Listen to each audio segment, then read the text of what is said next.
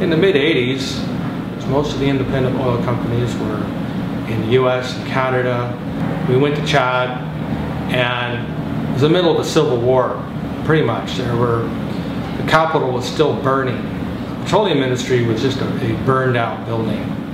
I started buying this data from the looters who would come up to the hotel and sell us. I told the minister that we would try to collect the data, and we would try to create a virtual data room and basically try to help them. We want to create a long-term relationship. We want to help you develop your own resources. We want to be a long-term partner.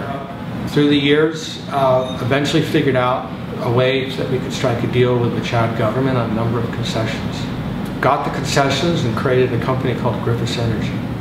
We went out to raise $80 million, and we're $1 billion oversubscribed by some of the biggest financial institutions in the world. It's probably the most successful money raise in Canadian history.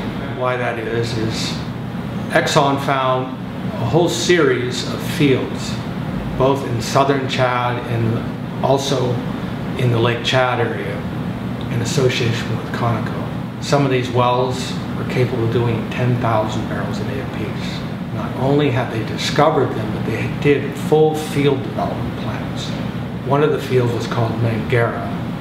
And right now, this field is being developed, and the wells that Exxon gave us are going to be under production.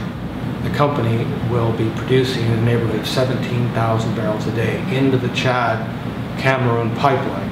It has capacity to run at 400,000 barrels a day. Now, the company did change its name. It's called Caracal, and it's now trading on the London Stock Exchange.